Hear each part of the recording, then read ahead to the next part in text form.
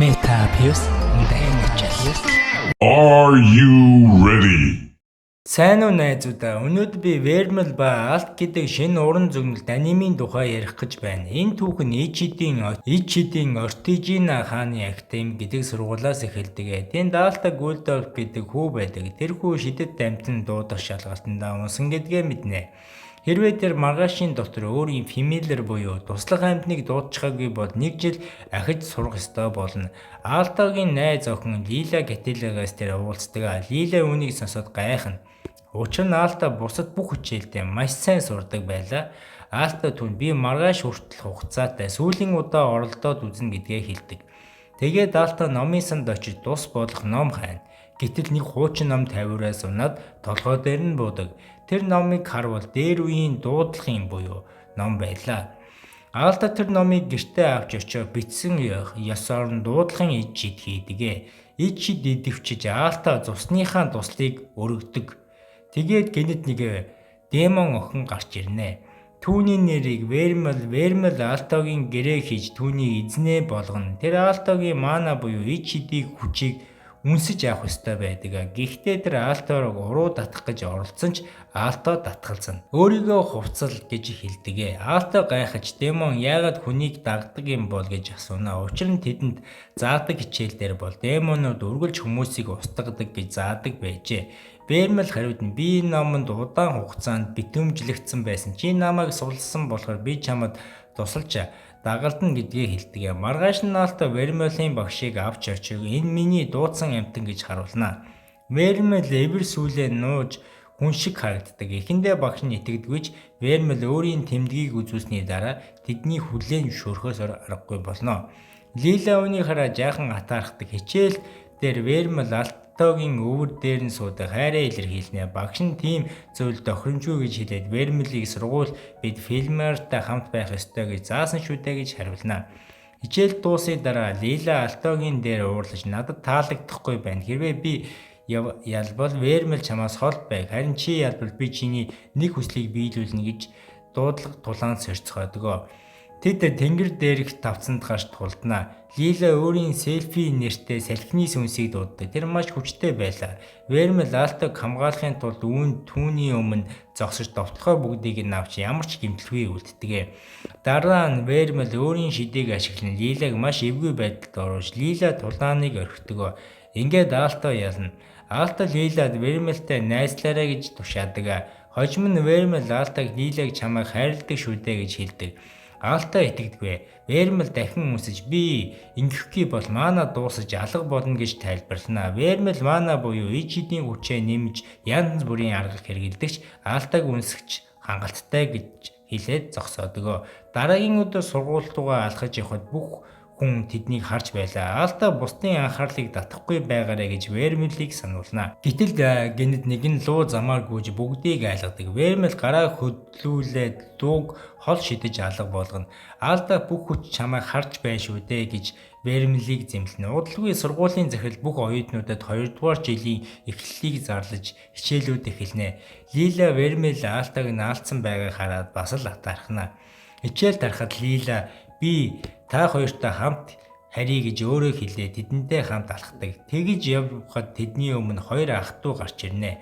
Тэдний нэг нь тэр луугийн эзэн, нөгөө ах нь бол Rix. Тэд Vermeil-ийг ууртай өшөөгөө авах гэж иржээ. Гэхдээ тэд анхаарлаар сарнсан байхад Алта сэмхэн ард нь очиод болор шорон үсгэн тэднийг түгждэг. Гэвч Rex өөрийн дуудлагын амьтныг дуудана. Тэр нь авраг динозавр байв. Rex амьтан довтлоход Vermeil Алтагийн манаг нэмэгдүүлж илүү хүчтэй болгодог. Ингээд Алта шидээ ашиглан Rex-ийг ялдаг. Гэртээ хайрсны дараа Vermeil Алтаг чи юу хүсдэг вэ гэж асууна. Би чамайг баян болгож чадна шүү дээ гэхэд Алта би зүгээр л мундаг шидтэн болохыг хүсэж байна гэж хариулдаг. Алта тайлбарлахдаа манай ертөнцийн шидэт дөрвөн зэрэгтэй сурагч хүрэл мөнгө алт харин би тэднээс цааш гарч Пелетин гэдэг шидтэн болно гэдэг хэлдэг. Vermeil түүний мөрөөлийг сонсоод би чамд тусалж чадна гэж амладаг. Маргааш нь тэд Лилатай хамт найз нөхд нь Маркс Шерилтэй уулздаг. Маркс чинэлэг айлын гаралтай бөгөөд Алта 5 дугаар ангийн Рексийг ялсанд гайхаж би чиний өрсөлдөгч болно гэж хэлнэ. Удалгүй багш ирээ захиралт та нарыг дуудаж байна гэж хэлнэ. Захирал хэлэхдээ та нарын дундаас нэг нь ангийг төлөөлөгч болно хэн гэдгийг шийдэхийн тулд даалгавар өгье. Ой доторх Ферийн цэцгийг олж ирсэн ялагч болно гэдгээ. Маркус өөрийгөө цагаан цох нэртэй амьтныг дуудаж хамгийн түрүүнд гүйж орно. Гэвч тэр ой дотор хүн иддэг ургамал баригддаг. Тэгээ Шерил түүнийг туслахаар үлддэг. Харин бусд нь үргэлжлүүлэн цэцгийг хайсаар байгаад уулын орой дээр байгааг олж харна. Гэвч уулын орцонд Цербури нэртэй 3 толгойтой нохой унтаж байна. Лила надад үл үзэгдэх шидэд дуусмал байгаа. Үүнийг уугаад нууцаар өнгөрч чадна гэж хэлнэ. Аалта гэхдээ Цербус үнэлэх чадвартай шүү дээ гэхэд Лила тэр ханиад хүрсэн болохоор үнэрлэхгүй байх гэж хариулна. Тэр уусамлаа ууж үнэхээр үл үзэгдэгч болжээ. Гэхдээ хувцас нь үл үзэгдэхгүй байв. Лила ичээд одоо яах вэ гэж бодсон цэцэг авахын тулд хувцаа тайлхаас өөр аргагүй болно. Тэр нууцаар өнгөрөх гэж байтал Цербусийн бүх толгой ханиад хүрээгүй байсан тул нэг нь түүнийг мэдрээд ирсэрнэ.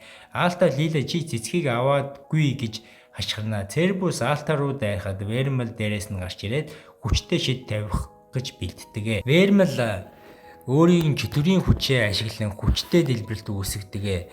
Тэгтэл Лила боломжийг ашиглан цэцгийг авч чаддаг. Лила бууж ирээд бид яалагдлаа энэ цэцгийг Аалтад өгье гэж хэлэх гэж байтал уусмлыг нөлөөд дуусчдад дахин харагддаг болдог. Тэгээд ичээ цэцгээ унгах бөгөөд салхи хийсгээд цэцэг Шерлийн гарт ордог. Ингээд Шерли ялагч болж ангийн төлөөлөгчөөр сонгогдно. Бус нь бүгд баяр хүргэнэ. Дараагийн өдөр сургууль руу алхаж Вермил Креп гэдэг амттан идэж үзнэ. Тэр олон зуун жил номонд битүүмжүүлсэн байсан болохоор орчин үеийн хоол идэж үзээгүй байжээ. Гэтэл тэнгэрт олон луу нисэж сурагч бүгд гайхаж харна. Тэдний дунд хамгийн түрүү нисэж байгаа хүн бол Крис гэдэг охин байлаа. Тэр бол луу ундагчуудын клубын удирдагч. Вермил энэ хинбэ гэж асуухад Аалта тэд бол луу ундагч Рикс бас тэдний гишүүд байна шүү дээ гэж хэлдэг. Сургууль дээрээ ирээд тэд найзууд Маркус, Шерил, Лила нартай уулзнаа. Маркус Крисийн талаар тэр үнэхээр гайхалтай луу ундагч удирдагч байгаа зогсохгүй. Оюутны зөвлөлийн гишүүн бас алт зэрэгтэй шидтэн юм шүү дээ гэж хэлдэг. Аалта "Ей, тэр оюутан байхдаа алт зэрэгтэй болсон гэж үгэж гайхна. Тэр бас оюутны зөвлөлийн ерөнхийлөгч Пелетан зэрэгтэй ойрхон гэдгээ. Би тийм болохоор хүсэж байна гэж хэлдэг. Вермил чи чадна гэж хэлээд Аалта хид чанга тавирч амьсгаа боогдуулах шахна. Лила түүнийг дүлхэж хоёр охин Аалтаг булаацалтан маргалтна. Хичээл тараа Лила Шерилтэй хувцас солих өрөөнд ярилцаж надад Вермил огт таалагдахгүй. Тэр хүн биш байж магадгүй. Цербусийн ганц өхөлтөөр ялсан шүү дээ. Тийм зүйл алт зэрэгтэй шидтэн ч хийж чадахгүй гэж таамаглана. Шерил харин чи Аалтаг үнэхээр хайрладаг юм биш үү гэж асуугаад Лила ичиж нүүр нь улаагаад сандарна. Шерил түнд айх хэрэггүй сэтгэлээ хэлэх хэрэгтэй шүү дээ гэж зөвлөнө. Нөгөө тал төвгүүд хувцас солих өрөөнд байх үед Вермил Аалтаг дагаж орж ирээд бусдыг гайхшруулна. Аалта ичиж уулана. Харин Лила үүнийг харж бас уурлана. Аалта бид хэд их анхаарал татаж байна. Ингүүл оюутны зөвлөл бидэнд уурлан шүү дээ гэж хэлдэг. Вермил би тэднийг бүгдийг нь ялна тэгээд хурдан алт зэрэгтэй болно гэдгээ хэлдэг. Гэтэл яг тэр үед оюутны зөвлөлийн гишүүн тэдний өмнө гарч ирнэ.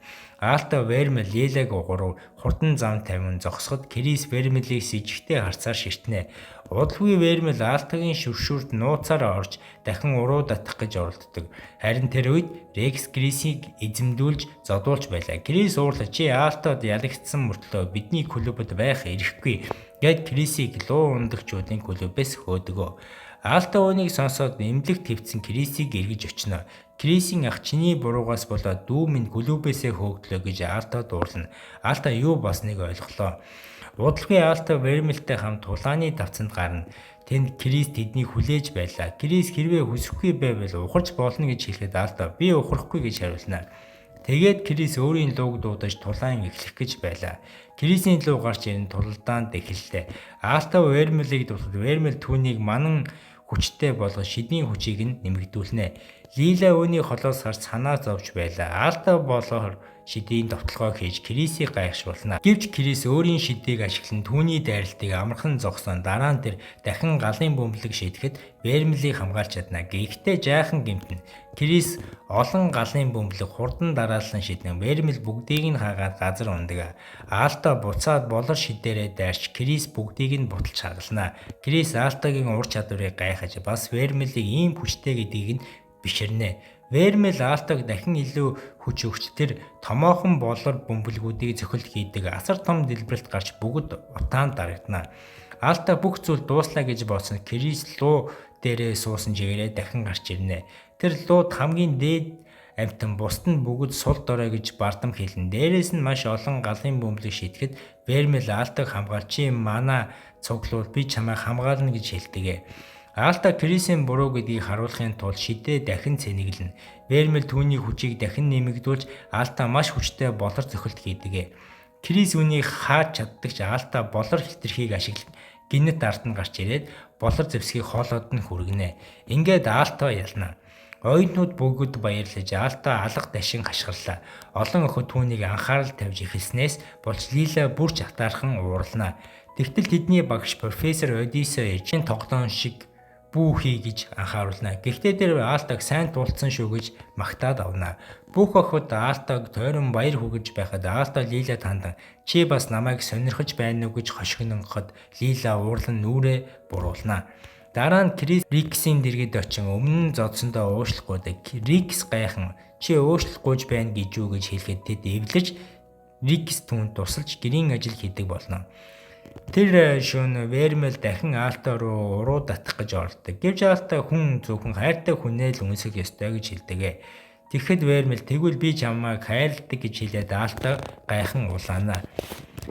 Дараагийн өдөр Вермил маш ад жаргалтай харагдана. Харин Алта түүнийг би чамайг хайрладаг гэсэн үгийг бодоод бүр улааж сандарна. Тэр профессор Одиссейд очиод демон хүнтэй хүнийг юу н хайрлаж чаддаг болов уу гэж асуухад профессор демонууд хүнд хайртай болдоггүй. Тэд зүгээр л хүний маанаг хүсдэг юм гэж хариулдаг. Орой хоол идэж байхад Алта Вермилээс чи юм намайг үнэхээр хайрладаг уу? Эсвэл миний маана хэрэгтэй байна уу гэж асуудаг. Вермил түнд зөөлөн тэврээд үнсэхдээ энэ удаа маанаг нь сорхгүй. Тэр үүнийг чиний төлөө хийж байна гэж хэлдэг. Вермил одоо чи намайг үнсээд үзэх гэж хэлэхэд Алта ичээж чаддаггүй.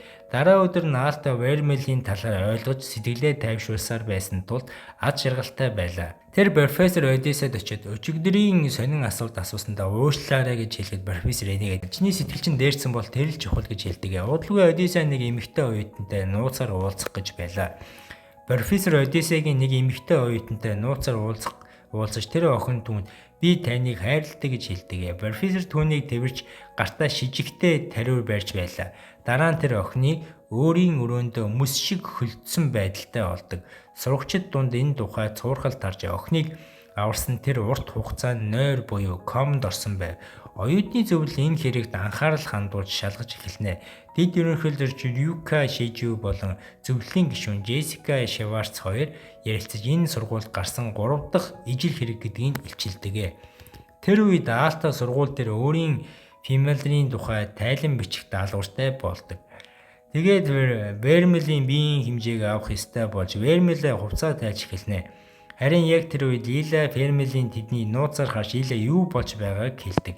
Лила гаднаас Алтагийн өрөөнд очин маш ууртайгаа болдог. Тэр өөрийн үл үзэгдэх уусмал болон Алтагийн өрөөний нууц түлхүүрийг хуйлбарлаж гаргаж ирээд хувцаа шээрэлд өгч хөвгүүдийн дотор байрлуу сэмхэн орж. Лила хаалгаа нэгээ дотгош орж байтал Алта гэнэт ойртож ирнэ. Тэр маш их сандарч байхад Алта зүгээр л ном хайж байжээ. Ном авах гэж байхад Алта самсаргүйгээр Лилад хүрдэг. Лила бүр гайхан зог туснаа. Дараа нь Алта тайлангаа бичиж дуусгаад Вермилийн таалагддаг зүйлүүдийг гисэн хэсэгт креп амттан бас бусад зүйлээ бичнэ. Гэтэл Вермил тэр жигсаалтыг өөрийн гараараа Алта гэж бичнэ. Тэгээд энэ үед Крис ба түүний луу Риксийн өөрчлөгдсөн хувилбартай тулддаг. Риксийн дурсамж гарч ирнэ. Анх тэр өөрийн фэмилиг өндөгнөөс гаргахад маш их баярлаж тэр үедээ Крис түүнийг анзаарч 2 хүүхэд найзууд болжээ. Одоо үе рүү эргэж ирэхэд Алта Вермил хоёр хүнсний дэлгүүрт юм авах гэж байв. Фермел амттан татагдаж энийг авъя гэж гуйна. Гэхдээ Аалта мөнгө багтаа байна шүү дээ гэж хэлдэг. Вермел гомдон шалан дээр суугаад нүрээ хойруулан уурлана. Эцэст нь Аалта бууж өгцөө ганц амттан авъя гэхэд Вермел баярлаж Аалтаг тэврээд баярлаа гэж хашгирна. Бусад суугчид бүгд харж байхад тэр бүр Аалтаг үнснэ. Аалта ичээд улаах болж Вермел гайхна. Юунд болохгүй байгаа юм бэ? Би чинь маанаг чинь сорсонгүй шүү дээ. Сороогүй шүү дээ. Гэтэл гинэт Рексийн ах айд сандарсан. Баталтай гүйж ирээд туслаач гэж гуйдаг. Тэр үед Крис Рексийг эсрэг тэмцэж байв. Рекс өөрчлөгдөж улам аимшигтай болж Крис галын бөмбөгөөрөө довтлогч Рексийн бие галаар шатахгүй. Тэр газар хөдөлгөөж чулуун том баг нь босгоод Крисийг агаар шидэж дараа нь түүний нүүрэн дээр нь гიშгэж наадах хүчээ үзүүлдэ гэж тохирохдаг. Крис болооч Рекс гэж гуйж байхад Аалта Вермелийн хоёр ирж түүнийг сул гэж хашгирна. Крисийг шидээд хажуу тийшээ хийж өмнө нь намайг яасан чинь санаж байна. Одоо би өшөөгөө аавна гэж хэлдэг. Аалта Крисийн дэргэд очин зугт би хамгаална гэж хэлгээд Крис сулхан битгий гэж шивнэ. Рексийн хүч хяналтаа алдаж Вермел түүний хүчийг таньж энэ жүтгэрийн хүч байна гэж хэлдэг. Рекс өөрийн Фермелийг дуудах тэрч бас мутацид орж аимшигтай амтан болж хувирна. Алтогийн гар гэрэлтэж Вермелийн тулдаанд бэлдэж гэтэл яг тэр үед оюутны зөвлөлийн ерөнхийлөгч Елена гарч ирэн Элдэн Фермелийг ашиглан Рекс ба түүний мангасыг хэд хэдэн удаа завчин тэднийг какаотхийн мутацийг нь устгадаг. Елена Крисийн дэргэд очин би чамайг харж байсан гэхдээ чи сайн туулсан гэж хэлнэ. Гэвч Крис би ялагдлаа гэж ичин нүрээ буруулна. Рекс дахин босч ирэхэд Рекс маш их шархсан тулд газар унаж ухаан алдна. Крис гүйж очин түүнийг тэрэн Рекс гэж дуудваа. Фермел Рексийн хүчийг сонирхож бодож байтал Елена түүний хажууд ирээд чи Рексийн хүчний талаар юу мэдэж байна гэж асууна. Фермел би юу ч мэдэхгүй гэж хэлнэ. Удалгүй оюутны зөвлөлийн хурал хийж энэ бол 5 дахь удаагийн ижил хэрэг болж байгааг ярилцсана. Тэд нэг хүн нууцаа сурагчдыг хянах гэж иж шидэд ийм эсвэл хар шид хэрэглэж байна гэж таамагладаг. Крисийн тухай сонсоод уурлан өрөөнөөсөө гарч одно. Джессика гайхан Крис яагаад Рексийн төлөө ингэтлээ санаа зовж байгаа юм бол гэж бодно. Учир нь Крис өөрийн зүйлийг бусдад оролдохыг үнэхээр дургуйцдаг байлаа. Нөгөө талд Аалта болон Лила нар шинэ шалгалтын тухай мэдээлэл авч тэд хүрэл зэрэг дэвших шалгалт өгөх ёстой болдог. Аалта сэтгэл нь өөр зүйлд байсан ч Лила чухал шалгалт шүү дээ гэж сануулна. Вермел Аалтад би ядарч байна. Түр амраад байранд очие гэж хэлээд яв. Аалта үүний сүүлийн үед санаан зовсон байдалтай өөрчлөгдсөн гэж анзаарна. Тэгээд Лила энэ мөчийг ашиглан хамт хичээлээ давтъя гэж хэлээд Аалтагийн дэргэд сууна. Вермел буцах замдаар профессор Одисстэй тааралдав. Тэд хэд хэдэн үг солилцсон. Одиссе гайхан Аалта яваад чи сонирн байна шүү гэж хэлв. Вермел түүн рүү ширүүн харж оюутнуудыг ухаангүй болгож байгаа хүн бол чи тийм үү гэж хэлдэг. Профессор юу яриад байгаа юм бэ гэж дүр эсгэнэ. Гэвч Вермел чамаас муу сул хүчтэй жүтгэрийн үнэр үнэртэж байна гэж хэлээд энийгээ бол хүн ийм их хүч дааж чадахгүй шүү гэж анхааруулдаг. Профессор түүнээс чи намайг илчлэн гэж асуухад Вермел би сонирхгүй гэхдээ Аалтад хүрэх юм бол би чамайг зогсооно гэж хэлээд холддог. Одиссе дотроо тэр үнэхээр хүчтэй жүтгэр юм байна гэж бодоод түүний дараа жижигхэн цаасан хүүхэлтэйг агаарт хөвнө. Гинэт Одиссе Вермелийн арт гарч ирээд гараа сонгож тариур зоодог. Вермел түүн рүү зохиж холдуулдагч гинэт бие нь өвдөж дотроос нь хар энерги ориглон гарч эхэлдэг. Одиссе муухай инээнсгэлэн одоо түүний хүч минийх боллоо гэж шивндэг. Тэр үед Аалта ба Лила хоёр хичээлээ давтаж байтал Аалтагийн гар гэрэлтэж гинэт хамаг бие нь өвдөж эхэлдэг. Тэр ойлгож Вермел аюулд оржээ гэж хэлээд гүйж гарна. Сургууль даяар хар хүчний долгион тарж тэнгэр бараадсан салхи эсгэрнэ. Елена үүнийг мэдээд ямар нэгэн юм болж байна гэж хэлээд гүйж очино. Гэвч зам дээр нь цаасан хүүхэлтэй гарч ирдэг. Елена түүнийг ил дээрээ тас завчна. Гэтэл хүүхэлтэй өөрийгөө сэргээж бүр олон хувилбар болж хувирна. Тэд нийлж бид чамайг цааш явуулахгүй гэж хэлдэг. Елена тэдэнтэй тэмцэж илдээ хид хідэн удаа сэлэмдэгч хүүхэлдээнүүд дахин нөхөгдөн хизээж устдахгүй байв. Харин тэр үед Вермел бүрэн жүтгэрийн хэлбэртэй жигүүртэй аимшигтай амтан болон хувирчихсан байлаа. Одиссе баярлан төгс төгөлдрийн хүч үдээ гэж инэв.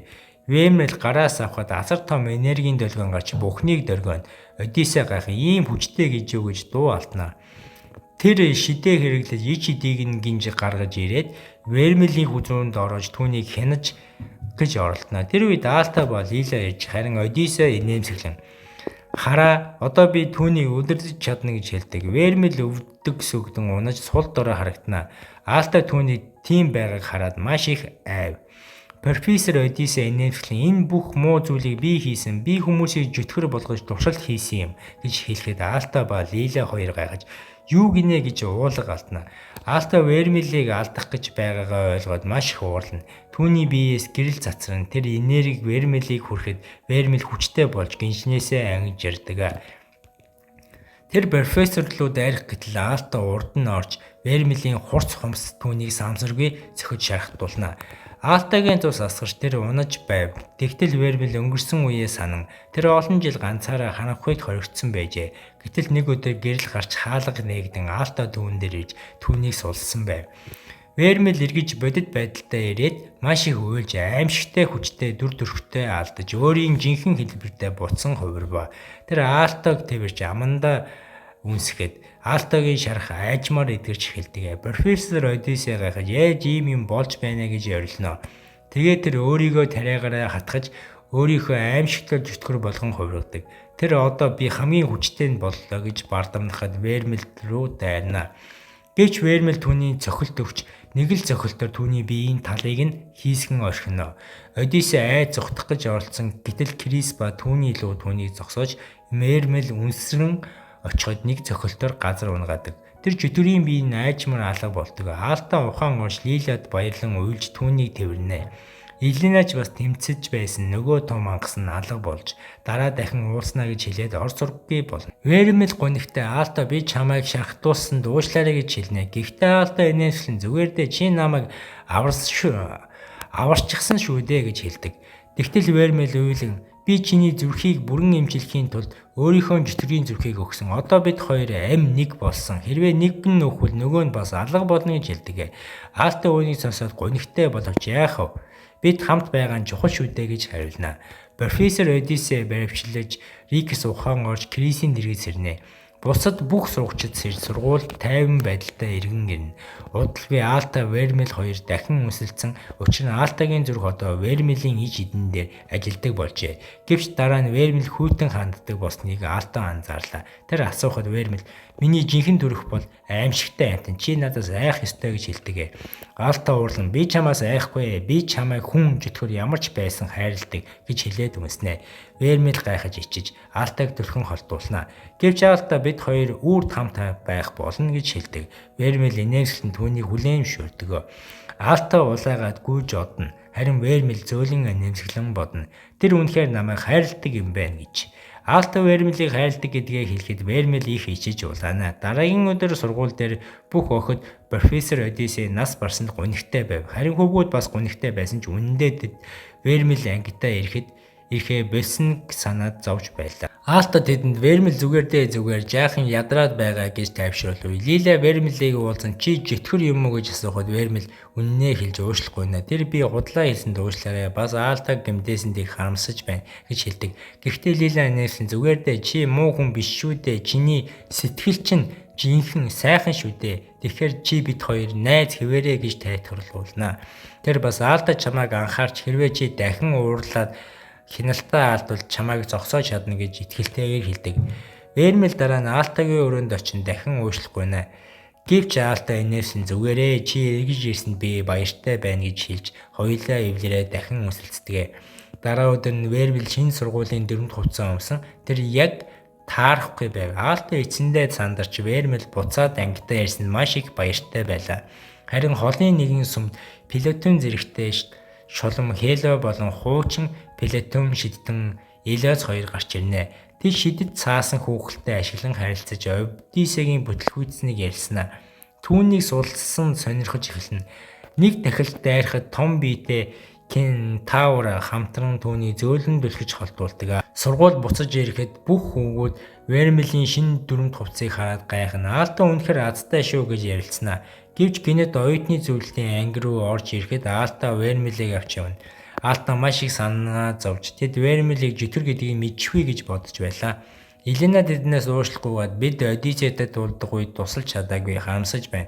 Тиймээс одоо болсон явдлын талаар илүү ихийг мэдхийг хүсэж байна. Учир нь Одиссея шоронгоос зугцсан гэж хэлдэг. Аалтаа туслахаар зөвшөөрнө. Гэвч Елена та хоёр нуух юм байгаа юу гэж асуухад Аалтаа үнэнээ хэлхээс аргагүй болж Вермил чөтгөр бөгөөд тэд хоёрын амь холбогдсон гэдгийг хүлээмжшүүлдэг. Бүгд гайхаж зөвшөөрсөн ч Аалтаа Вермилийг муу хүн биш. Би түүнийг хамгаална гэж зөрөгтэй хэлнэ. Джессика тэр аюултай байж магадгүй санаа зовсон чи Елена би Аалтаад итгэж байна. Хэрвээ Вермил үнэхээр аюултай бол би түүнийг зогсоож чадна гэж хэлдэг. Түүний нууцыг хадгалахаар шийддэг. Мөн Елена Аалтааг оюутны зөвлөлийн гишүүн болж урддаг. Аалтаа эхэндээ тэр намайг хянах гэж байна гэж бодсон ч эцэст нь зөвшөөрнө. Түүний найзууд энэ тухайгаас сонсоод гайхаж баярлана. Марк чи үнэхээр мундаг болжээ гэж бахархдаг. Лилаш баяр хүргэнэ. Гэвч Аалтаа одоо олон хүн Вермилийн нууцыг мэдэх болсон тул санаа зовж би илүү хүчтэй болох хэрэгтэй тэгж байж л түүнийг хамгаална гэж шийднэ. Вермил түүнд оюутны зөвлөлийнхэнтэй болгоомжтой байгаарай. Ялангуяа Елена хүнийх биш байж магадгүй гэж анхааруулна. Дараагийн өдөр Аалтаа анхны зөвлөлийн хурлын өмнө санаа зовж яваа буруу өрөөрөө орж охид хувцас сольж байхад орчихно. Джессика их хичнээн харин Елена бид хаалгаа түгжээгүй юм чинь буруу бидэнд бий гэж хэлээд инээмсэгэлдэг. Хурал эхлэхэд Елена тэдний өмнө туулдаж байсан нөгөө мангасын нэг хэсгийг нь үзүүлнэ. Крис шалгах гэж оролцсон ч Елена энэ зүйл маш нарийн шиддээр бүтцтэй алт зэрэгтэй шидэнгүүд хүртэл тайж чадсангүй гэж хэлнэ. Ингээд тэд манай эсрэг байгаад байсан маш хүчтэй юм байна гэсэн дүгнэлтэнд хүрдэг. Палатум зэрэгтэй шидэн Кохуха гэдэг эмэгтэй байдаг. Тэр өөрийн туршилтын житгүүрийн хэсгүүдийг ашигладаг бөгөөд түүнд Хелена ба Элиот хоёр тусалдаг байв. Гэхдээ Элиот эдгээр эсхийг нь олох нь үнэхээр хэцүү гэж хондлоно. Кохук түүнээс өндөр тахилчийг бидэнд элсүүлж чадсан уу гэж асуухад Элиот үгүй би түүнийг устгасан гэж хариулдаг. Кохук дуурлана. Харин Элиот бидний дараагийн зорилт бол Аалтаа ба Вермил хоёр гэж хэлээд яваад өгдөг. Тэр шөнө Аалтаа зүүдэнд дэлнэ. Тэр зүүдэнд балгас болсон хотод уйлж би жаахан Вермилийг харна. Тэдэнд нэгэн эмэгтэй түнд чи хүмүүсийг аврахыг хүсэж байна уу гэхэд эсвэл Вермилийг хамгаалахын тулд бүхнийг сүйтгэхийг хүсэж байна уу гэж асуудаг. Аалтаа гинэт зэрэг сандар санаа зовно. Тэр шалгалтаа бэлтгэхээр сууна. Вермил түнд битгий санаа зов чи чадна шүү дээ гэж зориг өгнө. Тэр бас Аалтагийн хүчийг нэмхийн тулд духан дээр нь үнсдэг. Дараагийн өдөр Аалтаа шалгалтаа бэлдээд Вермилийг байж байсан хуучин битүүмжсэн номоо харна. Тэр Вермилийг хэн энэ номонд битүүмжсэн бол гэж бодоод номоо өөртөөгөө авч явлаа. Шалгалт эхлэхэд Аалтаа, Лила, Маркс, Шерил нар бүгдээрээ оролцсноо. Тэдний сургууль хамгийн сайн учраас хүмүүс тэднийг анхааралтай харж байлаа. Шалгалтанд оролцох бүрийд өмнөх галтай том талст бөмбөлөг байна. Багш нарын хийх ёстой зүйл бол өөрийн шидийн хүчээр энэ галд өгч галыг илүү тодруулах юм гэж тайлбарлав. Оюутнууд хөөх хэлбэрхэн юм байна гэж баярлавч Аалтаа үгүй энэ шалгалт ямар нэгэн нууц байгаа гэж бодно. Эхний сурагч орж ирээд оролдоход гал өөрчлөгдсөнгүй. Дараагийн сурагч авраг баавгатай хамтрагчтай хүү бас чадсангүй. Дараа нь Лила орж ирээд галыг анхааралтай харж төвлөрөн шидээ өгч галыг томруулна. Багш маш сайн байна гэж магтав. Гэхдээ өөр нэгэн сурагч бас ижил амжилт гаргаж чадна. Шерил амжилттай галыг асааж чадна. Маркс арай ядан амжилттай болно. Эцэст нь Аалтаа Вермил хоёр ээлж явж орно. Аалтаа бөмбөлгийг сайн ажиглан хэрвээ шидийн урдаас биш араас нь өгвөл илүү үр дүнтэй юм байна гэж ойлгоно. Багш энэ хүү жинхэнэ ухаантан байна гэж гайхна. Аалтаа илүү хэцүү байрлалаас шидээ өгч туршиж үзнэ. Гал асар том болж өгөн мөнгө өглөөг болж хувирна. Багш нар алмаарч ийм хүчтэй оюутан байна гэж үгэж гайхан зогсно. Гэвч гал улам томорсоо талстыг хагалж эцэст нь бүрэн хагална. Аалтаа маш их санаа зовж уучлаарай би хугалчихлаа гэж хэлдэг. Харин шалгалт авдаг багш нар инээмсэглээ. Зүгээр дээ чи үүнийг эвдсэн чи энэ бол маш хүчтэй шидийн илэрл. Чи шалгалтаа маш сайн өглөө гэж хэлдэг. Аалтаа шалгалтаа маш сайн өгч хамгийн өндөр оноо авлаа. Багш хүртэл энэ тастыг хагарч чадсан хүн баг Платон зэрэгтэй шиттэн ч биш шүү дээ гэж гайхна. Шалгалтын дараа Алта, Леа, Маркс, Шерил нар бүгд хамтдаа өдний хоол идэж амарна. Алта дараагийн бичгийн шалгалтаа санаа зовж байв. Харин Маркс би тусгай 6 талстай харандаа авч ирсэн. Энэ намайг академид орж ирэхэд тусалсан шүү гэж инээж хэлдэг. Хилээ хэн нэгэн бүх шалгалтыг төгс оноогоороо өгч байсан болов уу гэж асуух Шерил. Тийм хүн байдаг. Тэр хүн Платон зэрэг хүртэлх бүх шалгалтыг 100% өгсөн гэж хариулдаг. Вермел Алтаг зоригжуулан чи бас чадна гэж хэлээ. Шалгалт эхлэхийн өмнө Вермел Алтагийн шидийг нэмхийн тулд тусалж түүнийг арай л буцрах шахуулна. Алта гүйж явахдаа ариун цэврийн өрөөний өөр сургууль руу нэг хүүтэй таарав. Тэр хүү чи шалгалтын дээрээ хэтэрхий их гайхуулсан шүү гэж гомдлоно. Гэтэл гэнэт Илот хэмээх нууцлаг хүн түүнийг ард гарч ирэн. Хүү ээж гарах гэж оролцсон ч Илот муухай зүйл хийж хүү унаж орхино. Илот тэр хүүгийн шалгалтын тасалбарыг авч өөр хүн болж хувраад шалгалтанд нууцаар ордог. Алта гүйж ирээд яг цагтаа шалгалтандаа амжиж орно. Шалгалтандаа хамтрагчдад амтан буюу Федмеруудаа уулгах хориотой байдаг тул Вермел амжилт хүсье гэд гадаа үлдэв. Шалгалт эхэллээ. Алта анхааралтай бишиж эхэлдэг. Гэтэл хажууд нь сууж би Ялот гэдэг залуу унтаж байна. Алта эн чинь юу вэ гэж гайхсан ч өөрийнх нь шалгалтандаа төвлөрнө. Шалгалт маш хүнд асуулттай байлаа. Тэр Илиот гинэцээд маш хурдан бичиж дуусгана. Тэр Алотыг шоор чи яасан удаа юм бэ гэж хэлэхэд хяналтын багш чимээгүй суу гэж ханхааруулна. Харин Илиот энийгээд ямар ч байсан та нар хийн чин шалгалтанд тэнцэхгүй дээ гэж хэлнэ. Гинэт хамгаалагч орж ирээд нэг сурагчдыг зогсоолтлоо гэж хэлнэ. Ингээд Илиот жинхэнэ оюутан биш болох нь илэрнэ. Илиот гинэт асар том чулуун авраг буюу голим шидэж гаргаж ирнэ. Тэр би шалгалт өгөхөөр ирээгүй зүгээр л хөгжөлтгөөр ирсэн. Миний зорилго бол Алта гэж хэлнэ. Багш түүнийг зогсоох гэж оролцсон ч голимын дайралт өрсөн бэртнэ. Вермел гаднаас үсрэн орж ирээ шидэн хүчээрээ довтлж Алтаг хамгаална. Гэвч голим түүний дайралтыг хааж чадна. Багш нар Илиотыг хамгийн залуудаа Платон зэрэг авсан сууд шидтэн гэж таньдаг бүгд зочирдно. Лили Алиотыг туслахаар буцаад орж ирэх гэсэн ч хаалга иж эдийн хамгаалтаа болж орж чаддгүй. Энэ хамгаалт нь Хело гэдэг эмэгтэй хийсэн байлаа. Илиот модон таяг гаргаж өөрийнхөө голимд буу зэвсэг нэмж өгнө. Алтава Вермелийн хүчтэй довтлох байгаач голим тэдний ниц дарна. Байшин эвдэрч нуурна. Вермел баригдана. Алта уурлан би чамайг хамгаална гэж хашгирна. Түүний би алтлаг гэрлээ бүрхэгдэж эхэлнэ. Тэр маш хүчтэй болж асар их хүч гаргана. Голимыг нэг цохилтоор устгана. Илиот гайхаж инээж. Сонирхолтой юм а гэж дахин олон голим дуудана. Гэвч Алта бүгдийг нь амархан устгаж Вермелийг аврахын төлөө тулдана. Алта хүчээ нэмээд Илиот руу дайрлаа. Гэвч Илиот түүнийг сүлжмэл зангилаагаар дайрч Алта газар ундаг. Алта Вермел юу хэрэгтэй юм бэ гэж асуувал Илиот түүний шидэт хүчээрээ дэлхийг сүйтгэх болно гэж хэлнэ. Вермел ээж өөрийн чөтгөрийн хэлбэртэй хувирч Илиот руу дайрлаа. Гэвч Илиот түүний шидэт зангилаагаар бууж хүчийг нь хааж хүн хэлбэрт нь буцаана. Алта хэд хэдэн удаа босч Илиот руу очин гэж оролдогч хүчээр газар чигдэнэ.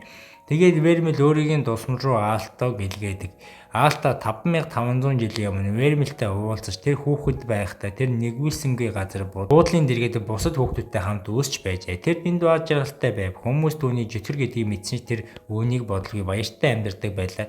Гэвч нэг өдөр хүмүүс Вермелийг жөтгөр гэдгийг мэдээд улс орныг нь өвчнөөр гэмтээсэн гэж буруутгаж баатарлаг моб үүсгэн хүмүүс довтолжээ. Вермел зугтах гэж оролцсон байсан гэр бүлээ аюулд орох гэж байгаагүй сонсоод буцаж очин гэр бүл нь бүгд алагдсан байдаг. Вермел уурлан анхны удаага жөтгөрийн хэлбэртэй хуурч бүх довтлогоог нь устгаж хотыг шатаасан байна. Энэ зөвхөн гүнд том нүх үлдээжээ. Алта энэ бүхнийг харж гайхна. Магийн шидтэн хэлэхдээ үүний төлөө чамайг түгжиж наманд хадгалсан гэжээ. Алта Вермелийг тайвшруулах үг хэлж түүнд би чамайг үл тоон үргэлж дэргэж чинь байна гэж хэлнэ.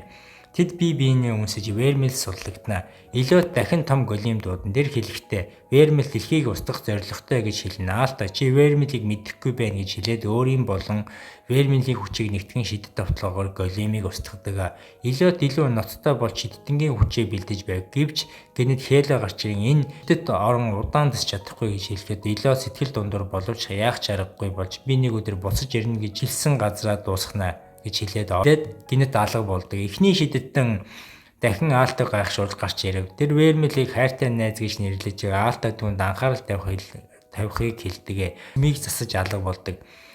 Лили Алтог харан баялан гүйжигчин Алто хүчтэй болохын тулд дасгал хийж эхэлдэг. Вермилийг хамгаалах гэж оролддог. Тэр сэлэмтэй бэлтгэл хийж Жессикатай тулааны урлагтай Кристтэй бэлтгэл хийдэг. Хожигддогч сайжрахыг хүсдэг. Шөнийн цагаар Вермил Алто талархаж би чамд хайртай гэж хэлдэг. Алто баярлаж тэд биеэ тэрвэрдэг. Сурагчдын зөвлөлийн уулзалтаар Элина хэлэхдээ сүүлийн явдлуудын дараа бид бүх сурагчдыг хамгаалах хэрэгтэй. Хамтран ямар ч дайралтаа сэргийлэх ёстой гэж хэлдэг. Бүгд зөвшөөрч хүчтэй Майжинтай тулдахад бэлтвэ. Лилия Маркес Жерл шалгалтын дүнгээ авч бүгд амжилттай давснаар тэмдэглэдэг. Харин Алта ирээгүй тул Лилия жаахан сэтгэлээр унаж тэр Вермилтэй юу хийж байгааг нь таамаглана. Алта Вермил хоёр бие биедээ хайртайгаар илэрхийлж хамгаалах гэж оролддог. Ингээд л энэ түүх дуусчт юм да. Орч байсан манай аниме сизон 1-ийн энэ үрээ дуустдаг. Тэгээ та бүгдэнд таалагдаж байна гэж чи залхан хүмүүс нь тэ бүсгээ бичээрэй. Тэгээд та бүхэндээ би дууртай шүү.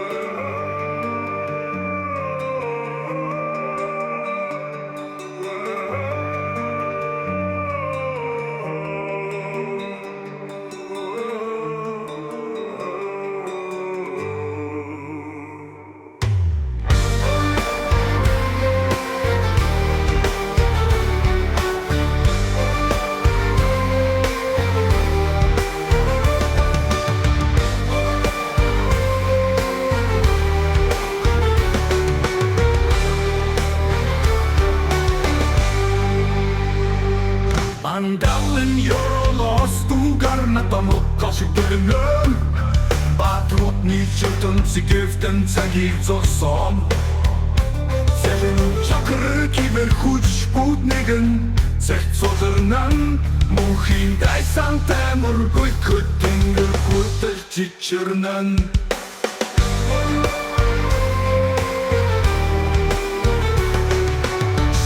Pulverrote garnut niet gerassen Tozani kapat met dat goed gezicht desbeunen Soms nertor Putere shata togernen Abesingun patri suchinga gemoeden